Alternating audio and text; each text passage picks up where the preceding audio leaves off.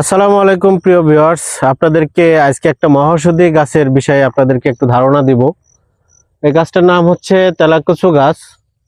এখানে আপনারা দেখতেছেন এই যে তেলাকুচু গাছটা, এর ফলটা অনেকটা পটলের মতো দেখা যায়, এটা পাকলে কিন্তু লাল হয়।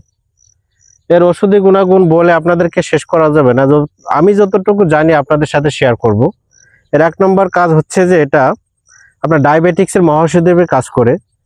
এটা সেবন বিধি হচ্ছে আপনার এই যে তেলাকুচু যে পাতাটা দেখতেছেন, এই পাতাটা হচ্ছে আপনার বেটে সকালবেলা এবং সন্ধ্যার সময় আধা কাপ পরিমাণ প্রতিদিন যদি আপনারা খেতে পারেন, ডায়াবেটিস ইনশাল্লাহ 2 সপ্তাহের ভিতরে আপনাদের নিয়ন্ত্রণে আসবে। তাছাড়া জন্ডিসের ওষুধ হিসেবে এটা কিন্তু অনেক কাজ করে।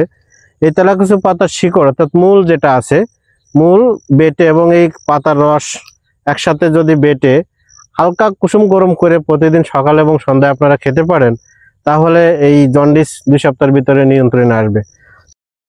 তেলাকুচু পাতার আর একটা মহাঔষধি গুণ আছে, যেটা আমাদের সচরাচর সব ফ্যামিলিতে দেখা যায়। সন্তান প্রসবকৃত যে মেয়েরা আছে, বাচ্চা দুধ পাচ্ছে না, মেয়েদের চেহারা ফ্যাকাশ হয়ে যাচ্ছে, তখন ওই মহিলাদেরকে যদি তেলাকুচুর মূল অর্থাৎ শিকড়টা বেটে আর এই সাথে যে পাতার রসটা আছে বেটে যদি সকাল সন্ধ্যা খাওয়ানো হয়, 1 সপ্তাহের ভিতরে তাদের স্বাস্থ্যের অবস্থা ভালো হবে এবং পর্যাপ্ত পরিমাণে দুধ পাবে। তারপর আর একটা বিষয় আছে আপনার আমাশার বিষয়ে। আমাশায় কিন্তু অনেক রোগী ভোগেন। তেলাকুচু আপনার বাড়ির আশেপাশেই পাবেন, এটা খুঁজতে বাইরে বেশি দূরে যাওয়া লাগবে না। এই তেলাকুচুর পাতা এবং মূল আমাশার মহাঔষধি হিসেবে কাজ করে।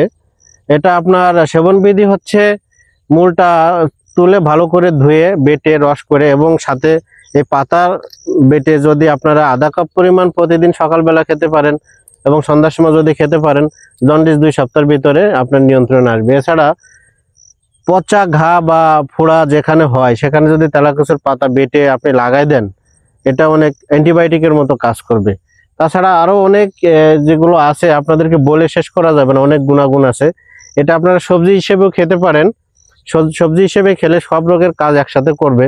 সবজি হিসেবে খাওয়ার এটা সিস্টেমটা হচ্ছে আপনার করতে হবে, এটা সেদ্ধ করে পরে ভাজে তারপরে আপনারা খেতে পারেন।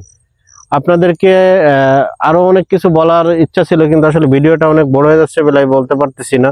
সাথে থাকবেন, আমরা পরবর্তীতে আপনাদেরকে আবার জানাবো। ধন্যবাদ।